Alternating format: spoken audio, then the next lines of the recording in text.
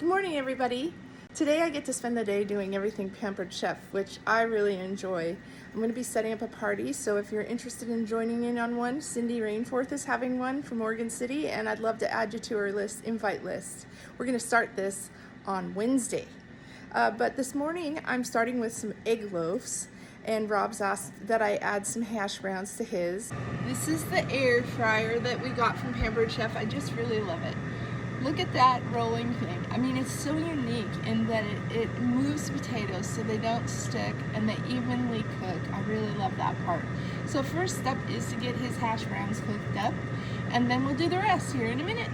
Okay, I got everything set up and prepped to make these egg loaves, and so I wanted to just do it. I mean, everyone probably has made them at one time or another, but I just want to go through the process. It's pretty easy and something to talk about, and maybe see that, yeah, it's not as scary as it could be. It's pretty simple, and you could do it every week as a pre-prep, and the family can help and add their favorite items so that they have a nice breakfast each morning. After they're cooked, by the way, all I do is add a little bit of extra cheese on top because I'm a cheese hound, and then I put them in the microwave for 2 minutes. And what we're using today is the mini loaf pan by Pampered Chef. It's a nice size, it's perfect serving. It basically holds 1.5 eggs, plus all the veggies you could stuff into it, and they're pretty handy. Now this one doesn't burn very easily, but I still do prep it. So I thought I went and grabbed my stuff and I didn't. Well, let me get it.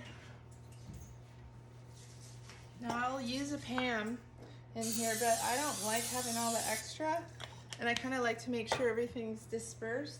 So I take a paper towel and wipe it across. I mean, I guess it's sort of a waste, but I don't really like the flavor. I'm just using it to keep things from burning. So I wipe my things. I mean, this is probably overkill because these have a great surface on them, and I always wash my pans by hand, but I know they are dishwasher safe.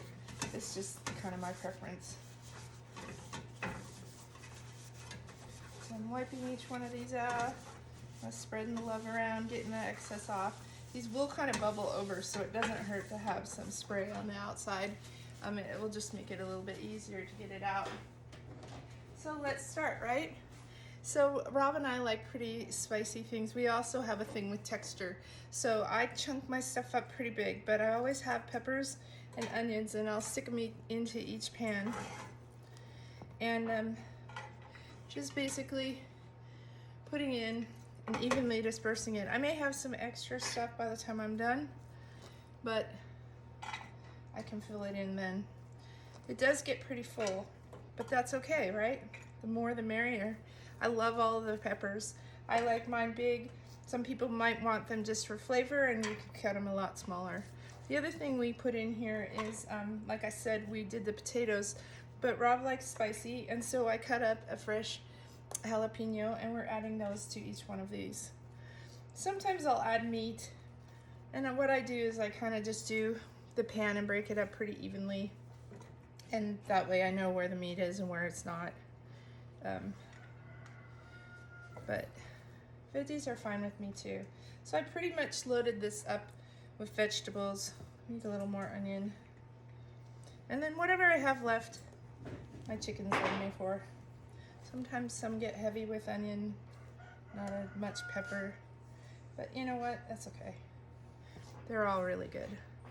Then another thing that we're gonna put in here is our potatoes that we did. One thing I found is that when my potatoes were old, they kind of disintegrated. So I have a lot of great little chunky potato pieces in here, and I'm just gonna sprinkle them in. I mean, why waste, right? It's all about the flavor and the texture. So I'm kind of breaking these up. They're still kind of warm. I'm putting them in. So like I said before, it roughly takes 1.5 eggs when I make this in this pan. I'm using a dozen of my home chicken fresh eggs, but boy, I'm kind of disintegrating these hash browns.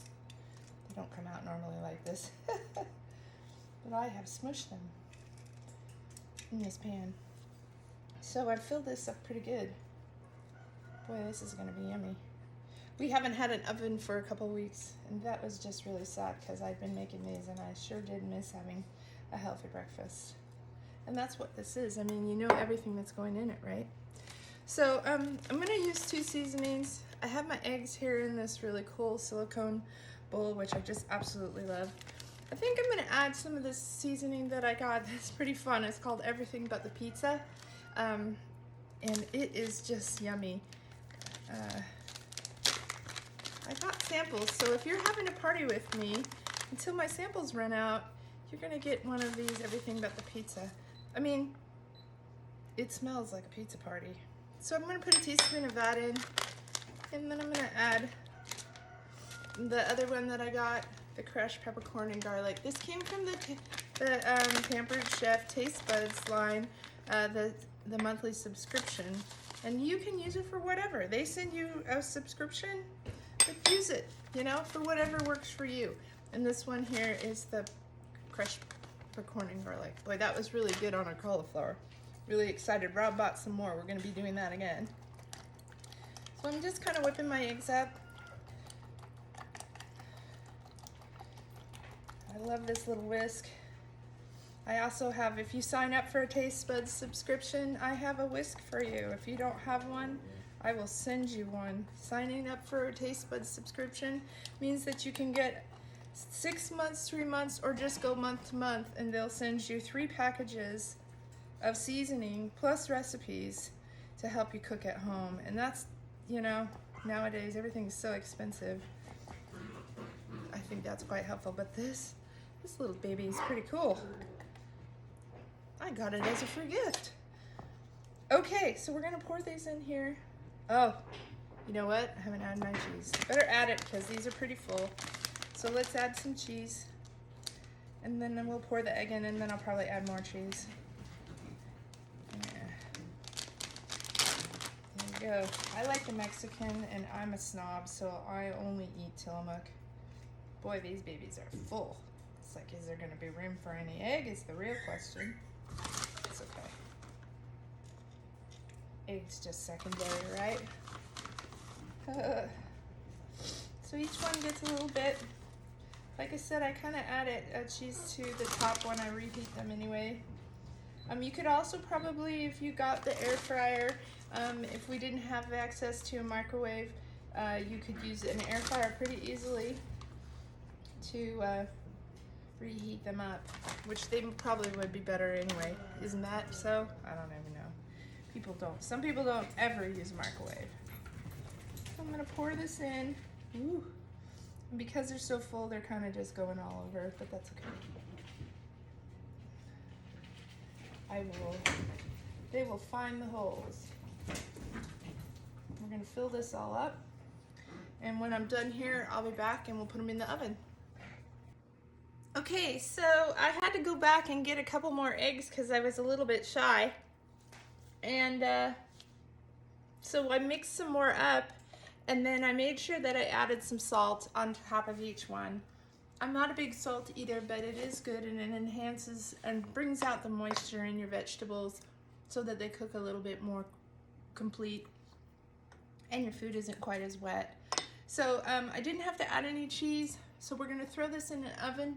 I have mine set at 375, and so we'll show you where we go from there. Okay, so I've got these set in the oven, and they're at 375, and we're just gonna see how they cook.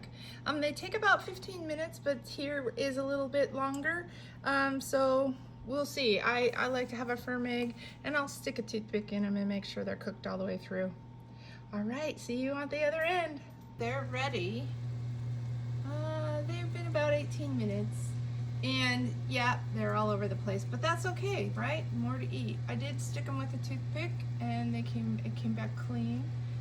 So we'll get them out, and then I'll trim them up before I pull them out. So I cleaned up the sides, and you see, you know, they aren't beautiful, but that's okay, and the extra will go for the dogs, but here we are, and boy, it smells so good.